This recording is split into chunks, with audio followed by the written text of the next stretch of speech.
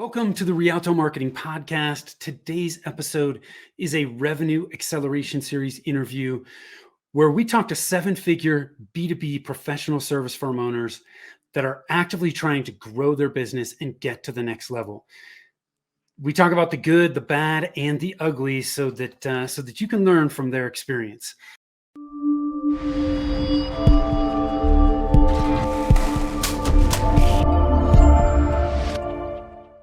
Hi, I am Tim Fitzpatrick with Rialto Marketing, where we believe marketing shouldn't be difficult and you must remove your revenue roadblocks to accelerate revenue growth. Thank you so much for taking the time to tune in. Super excited to have Tim Pabick from Magnatech with me today. Tim, welcome and thanks for being here. Thanks, Tim. Thanks for having me. Yes, it's not often I get to talk to another Tim. So that's when I said when we first met, I said our moms both had good taste. Yeah, that's right. That's right. I love it. Yeah. So before we dig into, your journey, what you're doing with Magnatech, I want to ask you just a few quick rapid fire questions to kind of get things kicked off. So very quickly, what do you do and how long have you been doing it? So I'm the founder and CEO of Magnatech, which is an IT service provider.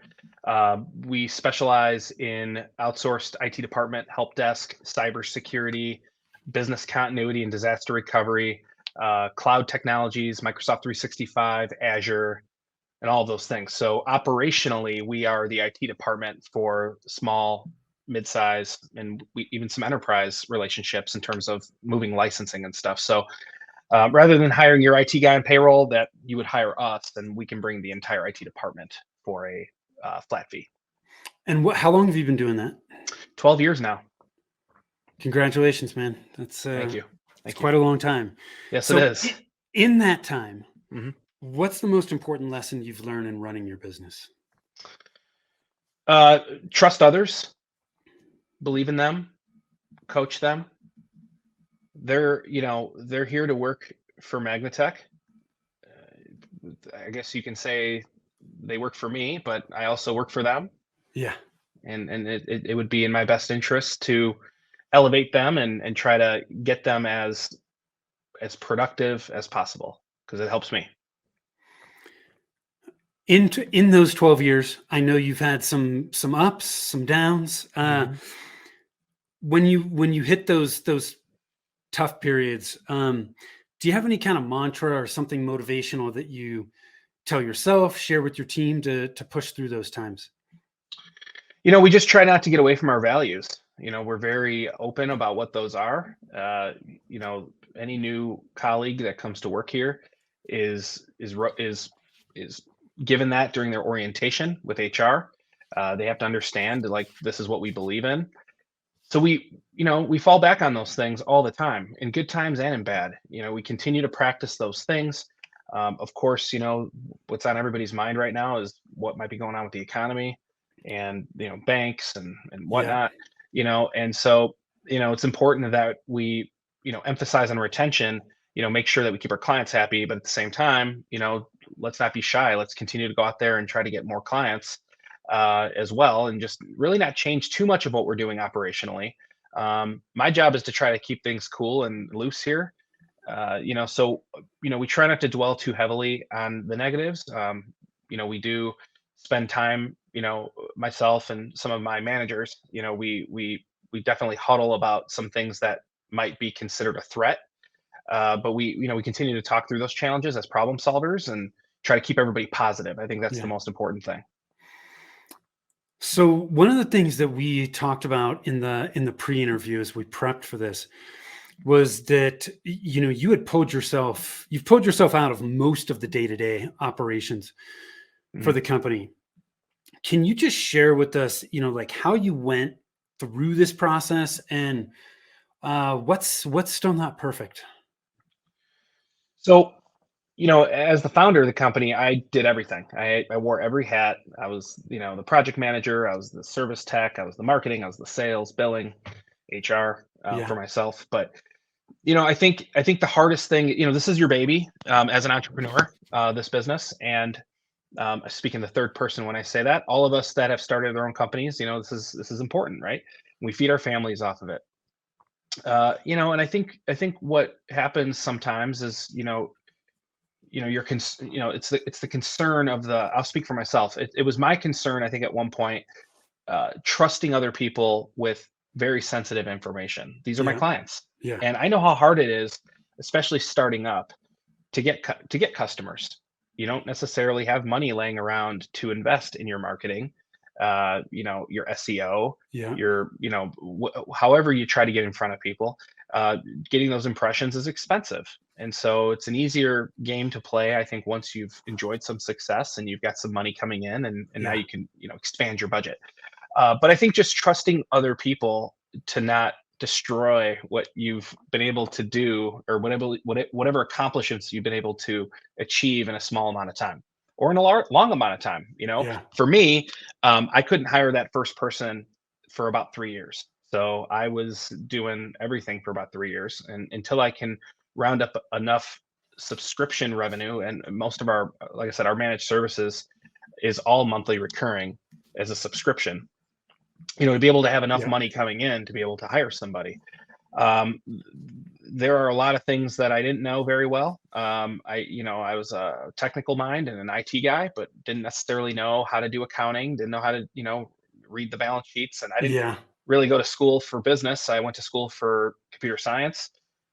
So I had to learn the MBA on the job. And, I got involved in like a Vistage group, and I had a coach, business coach, which I think is really important for anybody starting out. It's very lonely at the top. It's even more lonely when you're the only person. So Yeah. you have to be able to bounce some things off of people who are logical, who are really not emotionally tied to what's going on day to day. I think that really helps open your eyes a little bit. I was a very passionate visionary when it came to Magnatech. I was, I rule through. I wear my heart on my sleeve. I think everybody knows where I stand on a lot of things just based on my behavior and how I talk. Yeah. But I think you're not going to grow unless you get out of the way sometimes, right? Yeah. We as owners can be the bottleneck, and I'm not. I like working with organizations now, clients now, that where the ownership and the top is not necessarily involved too much day to day, because they sometimes it's a little bit restrictive. So Hmm. I've learned to try to, I really committed to this idea that I'm going to bring people in to help me do the work, and once I get them really good, okay, that takes a hat off my Yeah. head, and it's one less thing that I have to worry about. But you're always going to worry about everything. So even though day to day I'm not managing the technicians and managing their workloads and making sure they're following up, I still give those objectives to my COO, to Hmm. those people to execute for me. So I still know what I want. I'm just not the one maybe being the direct communicator Yeah. on those things and holding them all accountable individually. Uh, I learned in order for Magnatech to grow, I have to be more of a mentor and really stick to the highest and best use of my time day to day. Yeah. So I think that's the hardest challenge for anybody who starts by themselves. It's, for the most part, relatively bootstrapped, where you're putting your own money in there, and you're basically building your business with cash flow. Yeah. Really no outside money. And so it's difficult, but you have to commit. If you really want to grow, you have to really try to do your best to be the change agent and say, look, I have to understand that in order for me to grow, I have to give these things out. I have to delegate. And so I think that's the biggest obstacle for a lot of people in the beginning. How many people do you have on your team now? We have 35 people right now. Okay, so 35 people. Mhm. And what executive level positions have you hired for? Mhm.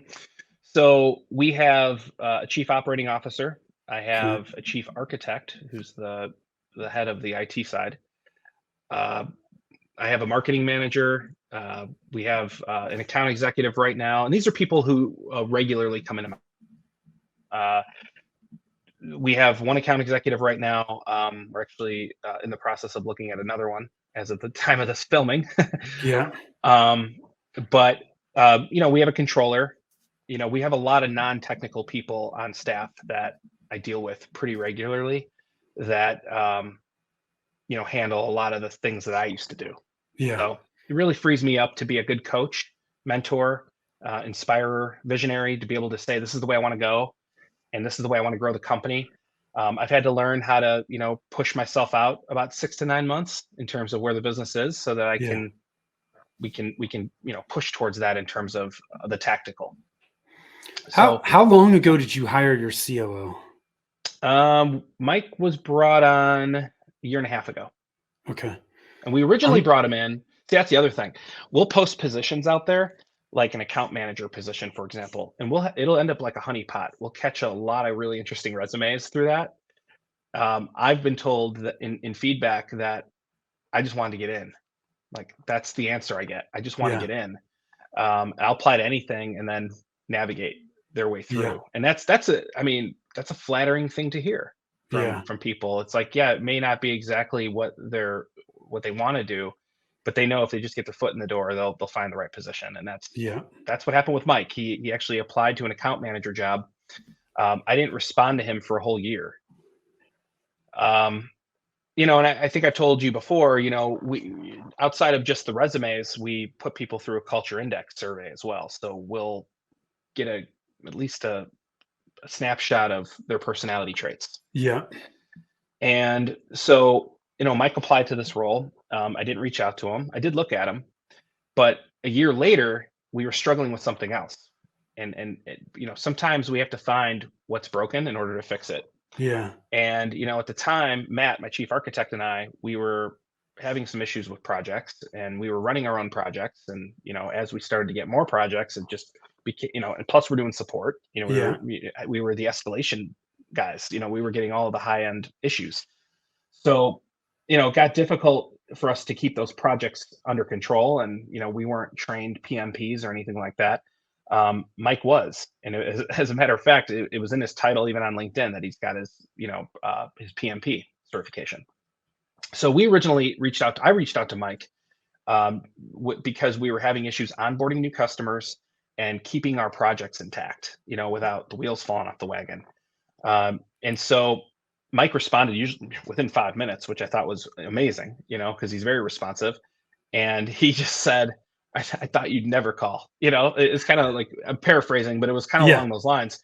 And we set up the interview and brought him in to do just that. The things we wanted him to do, because we needed him to fill a need.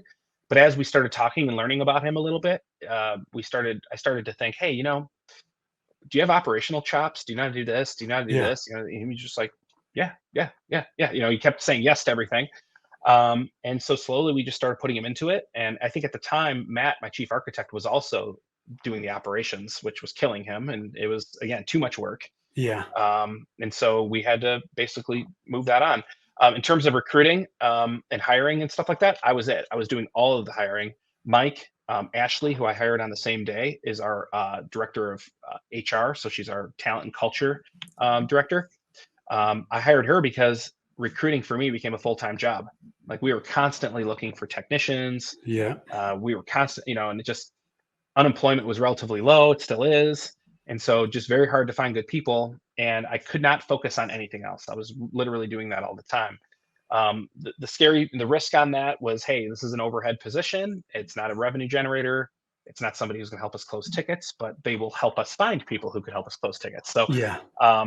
so I brought in Ashley to do that. And, she, in the meantime, figured out how to finish our handbook, which was something that I wasn't able to get around to finishing. She's really created a lot of processes and procedures with employees, fixing a lot of things that I needed to probably fix, because I may not have been, compliant completely. Yeah. Minor things, little things, but we got them buttoned up, and Ashley took care of all those things for us. And so, I think sometimes you have to find a need. It's just a lot like sales. You have to identify a need. You have to have a good solution in place. And you have to implement it. And if you don't have the solution, you have to create one. And that's what we did. Yeah. Well, I'm sure I don't want to assume if you're listening and you're not sure exactly what a COO is, chief operating officer, that's a big hire. But it's a when you reach that level, man, it takes a ton of stuff off of your plate as an owner.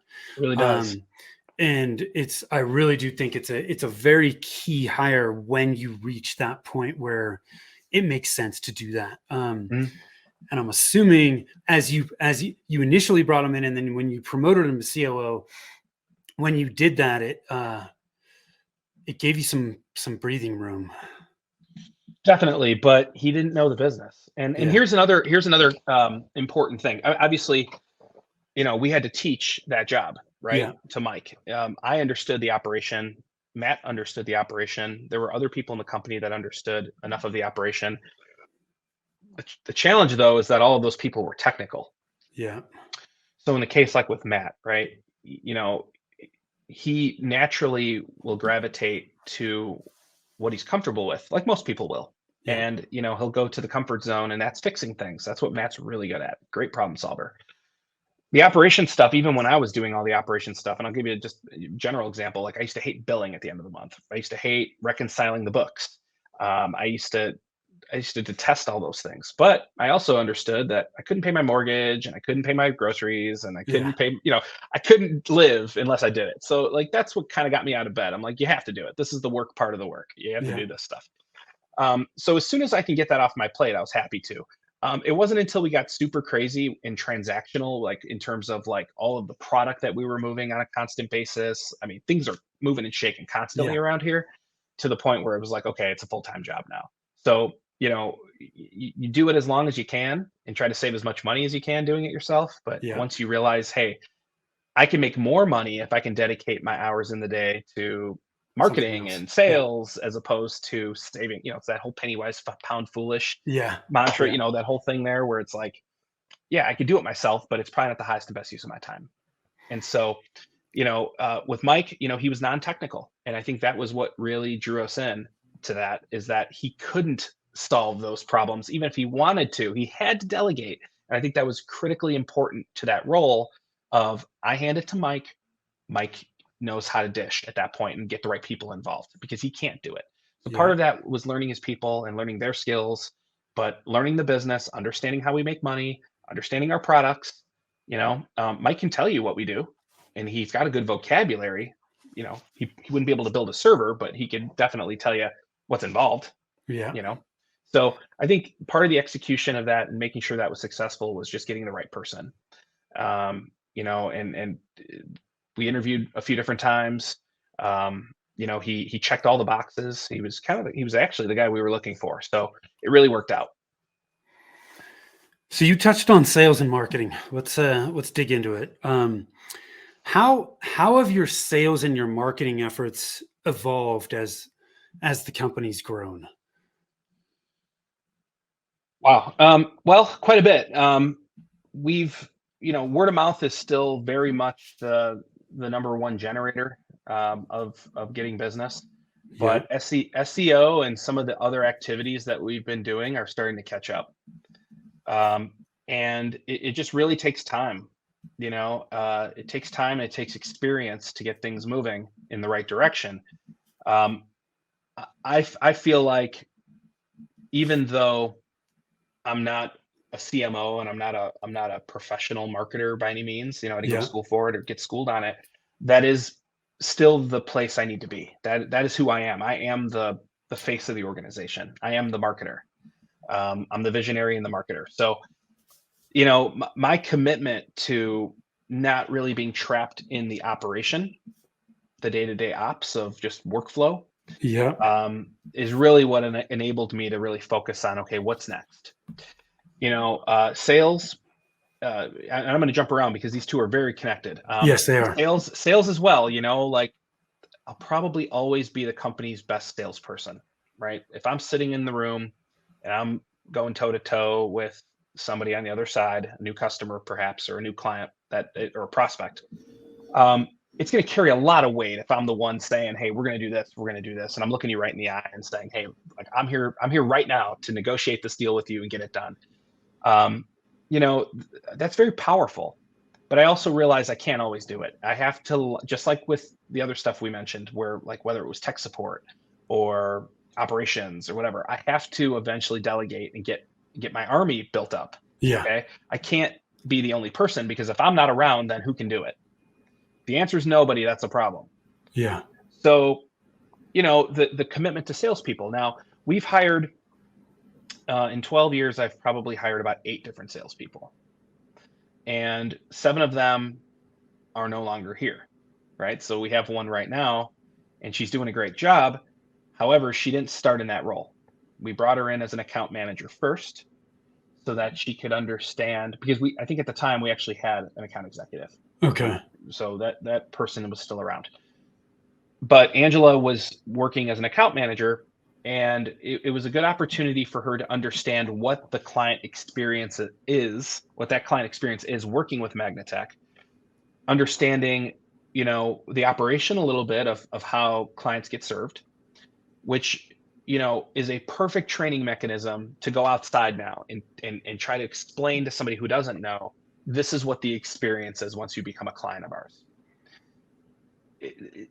With the other 7, I didn't do that. They came in as account executives right out of the gate, and I had to try to teach them how to sell Magnatech services. And part of the roadmap is to shadow, spend time with technicians, spend time with these people, spend time with those people. Well, that's easier said than done, because a lot of times these technicians are so busy, and if a salesperson is constantly in their other ear asking a million questions, it gets frustrating. Yeah. Some of these people are like, hey, and I'm dealing with people who, a lot of my service team members are more analytical, they're more introverts, they're Yeah. patient, but they're not here to, they'll do what they have to do because they understand what I need, right? I Yeah. need this person to get good and understand what you're doing so that they can sell it. It became cumbersome and difficult, and COVID kind of screwed some things up too, because it forced a lot of people to want to work remote. And I'm right on that line between being a Gen Xer and being a millennial. I was born in 1980. And sometimes I behave one way and other times I behave the other. And I think Mike, my COO, has even said I'm starting to behave more like a millennial. I'm kind of coming around, and maybe as I get older, I'm getting a little bit more mellow. But I was raised in an environment where you came into the office every day, you collaborated with people. You walked into your boss's office and sat down and built that relationship. Yeah. I think some of the younger people today in the workforce might be missing out on those opportunities. And I'm not the first person to ever say that. Like, I've heard other people say the same thing. It's like, if you're not in the office, you can't just make that bold move one day and walk into the boss's office and say, I want this and make that move. Right. Which, sometimes you got to do that, So,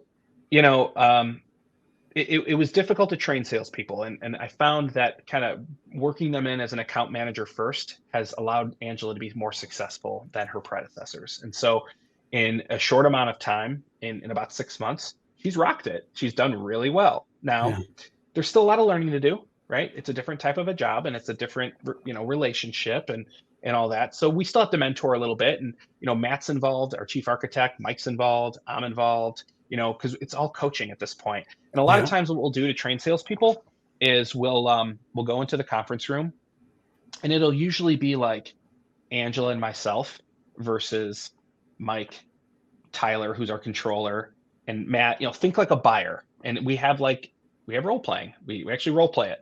I'm like, here's our pricing, here's what we're offering, and then beat this up, and let's overcome objections, right? So we practice a little bit, so that when we get in front of the real, because after a while, after 12 years, you've started to hear them all, right? You've heard all those objections over and over and over again. So after a while, you just get better at it. And so it's experience. It's just learning.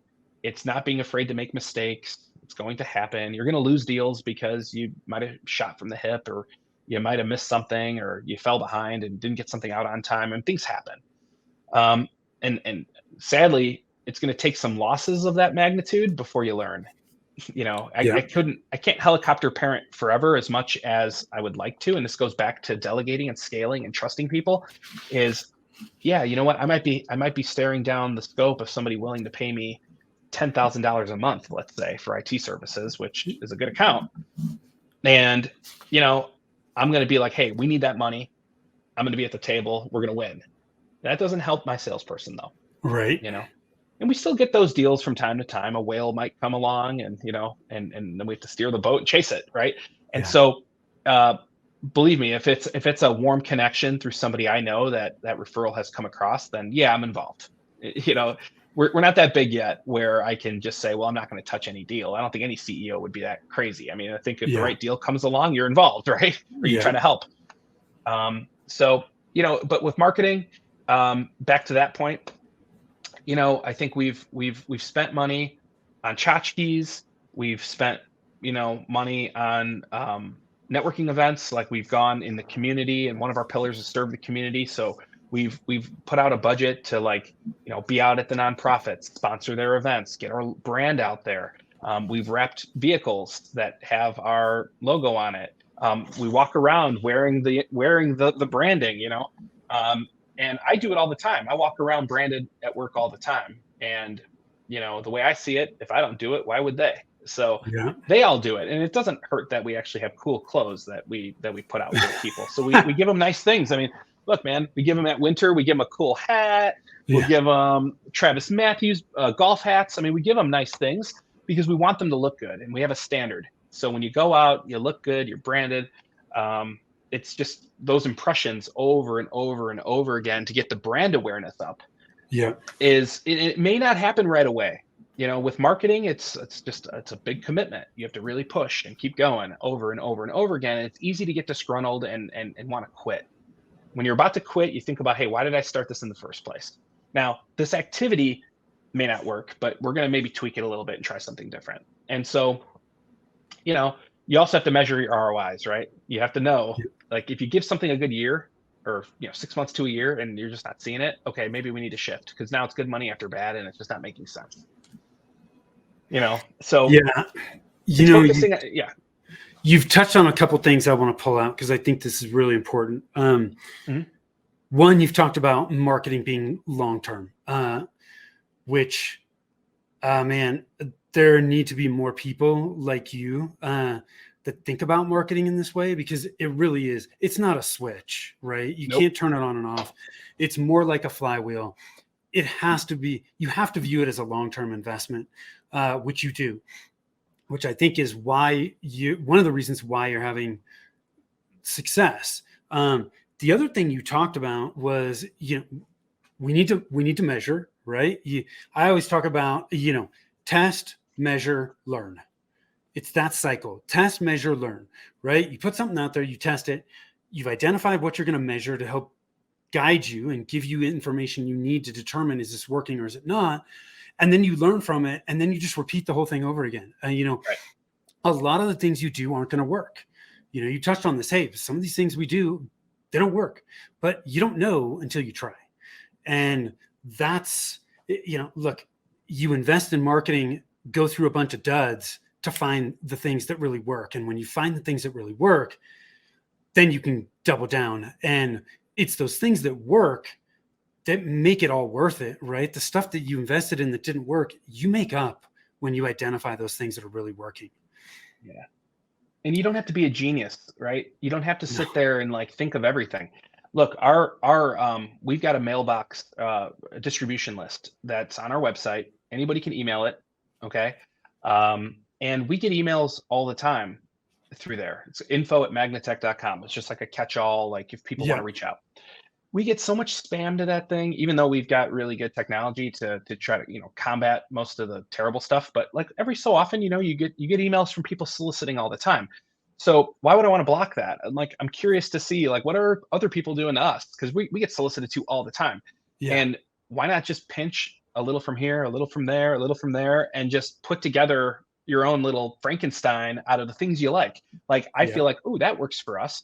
Like, I'll go to a conference and I'll pick up like a really cool like tchotchke, like for example, the potato chip clip, right? That's our old one from our old logo. But people love these things, and they stick to the fridge and all this other stuff. Yeah. It's like we put these things out and they're like, oh, and they love it and they walk off with it. And so those are a lot of different impressions. I can't always predict that it's going to turn into a client, but there's other tchotchkes that people don't like, right? So we just going to conferences, I think, is a good way to learn. You get to see what like their marketing teams are doing when they set up their display booths and things like that. And you have to admire companies that you're trying to catch up to Yeah. that you know appear to have it all figured out, right? There are probably small shops out there that are 10 years, 11 years behind me that might be looking at me now, and I've got the crosshairs on my back. Like Yeah. I'm the Goliath to them. Even though I'm still David to a lot of my competitors, I'm still chasing.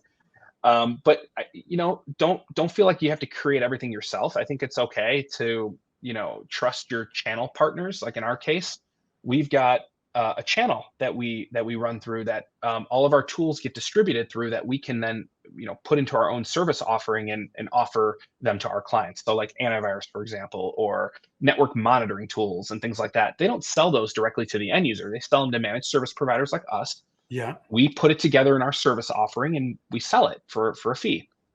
Well, all of those channel partners, all of those solutions have like a repository where you can get white labeled marketing slicks that you can just throw your logo on and put those out there. So trust your vendors or your partners, if you will, to help you with some of those things. So you don't need necessarily maybe a graphic artist. You just need your logo and you can pop it on there and Yeah. send it out there as your own, right?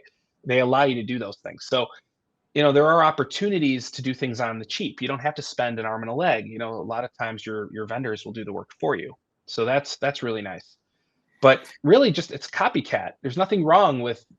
Maybe you would admit this too. There's nothing wrong with taking something from someone who looks like they've got it all together and using those ideas to inspire yourself to create your own content. Yeah. I think, look, one of the things I always keep in the back of my mind is that nobody has it all figured out, right? Like Right. we're all still, so like even the people that you said, you feel like you're chasing, man, they don't got it all figured out. They got problems just like everybody else, and oftentimes the problems they have are the same ones you do. They're just bigger problems because they're That's larger right. companies. Bigger scale, right? Yeah. It's a bigger scale problem, Yeah. and there's nothing wrong. Yes, you do not need to reinvent the wheel, right? There are plenty of successful people out there to model. I think it's just important to make sure that when you do model, that they've got it right, because most people don't have it right. Yeah.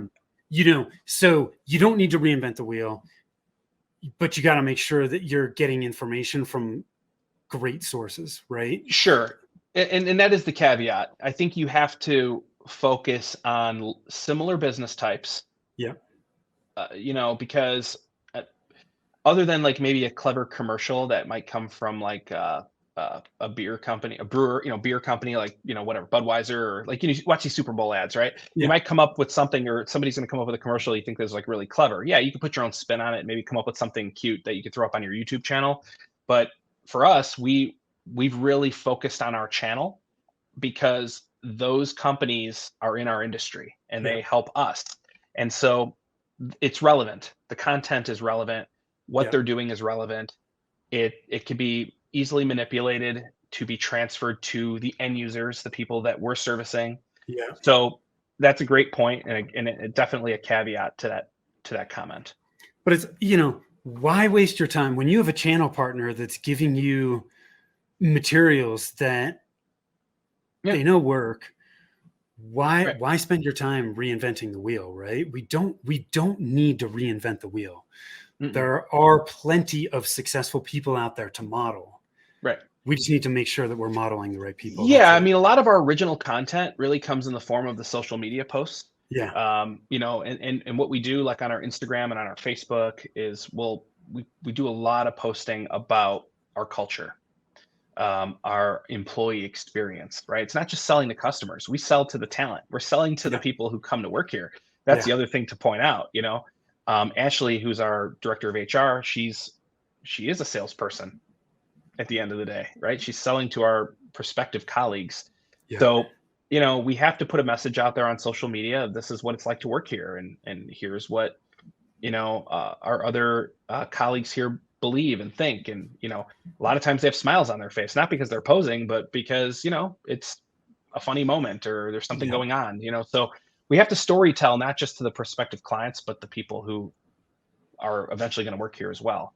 So a lot of our original content comes from there. It's definitely genuine. But when it comes to like the technical stuff and like features of like certain products and things like that, which we didn't have any part in designing or building, yeah, we're going to rely on those channel partners to give us the marketing slick so that we can Yeah. turn around and explain to the customer in simple terms, this is what this does for you. I want to pull this out real quick, and we could go down a rabbit hole with this, which I don't want to do, but I think it's so easy for somebody to overlook this. What you just talked about, marketing to recruit, so many people do not view HR recruiting as marketing. It absolutely is foundation. Its foundation is marketing, in my opinion. Oh yeah. And I'm so glad that you shared that, because yeah, your marketing efforts are to potential clients, but they're also to people that could potentially join your team. And if you don't think that people that are looking at your company as one that they want to work with aren't looking at what you're doing on your website, on your social, you're kidding yourself. So I thank you, Tim, for sharing that, because it's something that a lot of people overlook. I want to ask you one more question, two more actually. First, what's the secret sauce to growth that you think a lot of people miss? Well, I think you have to, for us, one thing that we're struggling right now with is, you know, um, you know, uh, the increased volume of orders that we're taking in. And, you have to trust, that, how do I put this? It is as much as you may want to self-fund a lot of your activity, sometimes you have to get involved with like banks. Mm-hmm. You have to get a little bit of help to grow. It's okay to ask for help, you Yeah. know. If you don't want to grow, that's okay. I'm of the opinion that it's going to be very difficult to retain talent that way. You have an obligation to your own people to try to grow their careers. Otherwise, it's just a transaction and they just work here and they're going to leave and find something else and all that. So I didn't want that because hiring is such a pain, and training and retention is a challenge. And you know, you got to keep people thinking. You want your people to believe that yes, this is a career building opportunity for me, and I'm very very open about that, and I say it a lot. So by us doing these activities with HR and checking in with them, it's walking the walk. We can't always do everything according to a timeline that might be ideal for that individual, Yeah. because it is a business and sometimes we're challenged with economics. Yeah. But I would say like a big challenge for us even right now as we enter another stage of our growth, because there's not just one stage of growth. I've been taught there's 7 stages of growth, and so we're entering that next phase. And so we have to now start getting other people involved that other mature organizations are utilizing that we never thought we would. So here we are. Operational maturity level is probably that secret sauce, if I can just summarize that into that. Um, I think that you have to commit to your culture. You have to commit to your operational maturity, because you need to be able to service that growth. If you end Yeah. up catching it, if you end up harnessing and hauling in a whale, you got to be able to eat it somehow. And a great problem to have, but a lot of people are ill prepared for that.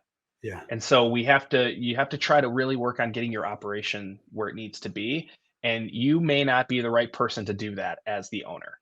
Yeah. You just might not be, because you might be passionate about something else, and that's okay. It's okay to admit that you're building an organization. Right. Go with it, run with Yeah. it. Like just take it and run, and you'll see what happens. So that'd be my advice, is to just like really focus on your operational maturity level, hire a coach. Like I said in the beginning, it's lonely at the top, and it's especially lonely when you're by yourself starting up. Yeah. Have somebody you can lean on, that you could talk to, that, and you may have to pay them a little bit, of course, for their time, and maybe you can pay them with some drinks. But Yeah. it's okay to admit. Don't be afraid to admit what you're afraid of. Yeah. You may not be able to tell your own people some of those things, but you could definitely tell your coach, and I Yeah. highly recommend that. So knowing what you know now, is there anything you do different? Well, I think I am what I am right now because of my experiences and the mistakes I might have made in the past. For me to go back and say, we all say this, right, Tim? Like we all say, Yeah. hey, if I knew then what I know now, and like take me right now and put me back 20 years and let me start right now with this experience and this maturity. It's obviously not realistic. We all wish we can wind back the clock. We can't do that. Yeah. But what we can do is admit, hey, those mistakes, fortunately, were not catastrophic and didn't like destroy the entire thing. The ship didn't sink. We Yeah. survived and we got stronger as a result of it. So I can look back on those experiences and say, yeah, you know what? I'm this way now because of that. I wouldn't want to change that too much. I wish Yeah. it would have happened faster. I wish I would have, instead of me sitting here 12 years, I would love to say it was 6 years, but it just didn't happen that way. And it is what it is. I think we're making up for some of that slower growth in the early years now. So it all eventually kind of comes full circle. Yeah. But I wouldn't necessarily change much other than as a 42-year-old now instead of a 30-year-old when I started. Don't be as quick to just react, and freak out about every little thing, especially bad news. Take it in, listen, absorb it, and we're all problem solvers here. Okay, what do we have to do now to fix this? Yeah. Rather than just blow up. It's so easy to lose your temper and get upset and everything like that. Solves nothing because after you're done being upset and you calm down, you still got this problem you got to fix. Yeah. So it's great to feel better about getting it off your chest, but now here, okay, now we got a problem again. That didn't go away. So how do we fix that? They're going to look to you as the leader to try to stay steady. You got to have that steady hand. Yeah. They're coming to you at this point because, okay, here's the situation, boss. Like, what do you think we should do? You know, it's not that they haven't tried to figure it out, but it's sensitive, and so it's going to Yeah. involve me, and that's okay. That's what I'm here Yeah. for. You know. It's been great, Tim. I appreciate you sharing your experience and thoughts with us. Yeah. Where can people learn more about you if they want to connect? Well, we're one of the only magnetechs around. I think there's a company in New Zealand, I think, that does lighting or something like that. Or not New Zealand. I think it was South Africa. That is not us. Okay. We are Magnetech based in Naperville, Illinois, in the United States. You can find us at magnetech.com, which I think you have there at the bottom of your Yeah. feed. We have our socials out there. We're all over the place on, Facebook, Instagram, LinkedIn. I think we have a TikTok account, which we should probably shut down because of that whole thing with China. But yeah, so we're all over the place. It's very easy to find us. Just Google Magnetech and you can Cool. all kinds of links. We will make sure that that's all in the show notes. Tim, again, thank you for taking the time. For those of you that are watching and listening, I appreciate you as well, and hope you've gathered some helpful tips that you can use to grow your business. If we've been talking all about growth and some of those stumbling blocks, if you want to identify which of the 9 revenue roadblocks are slowing down your growth, you can do that over at revenueroadblockscorecard.com. Takes less than 5 minutes. You'll be able to just discover and assess which of those roadblocks are slowing you down. You can always connect with us over at rialtomarketing.com as well. So thank you again. Till next time. Take care.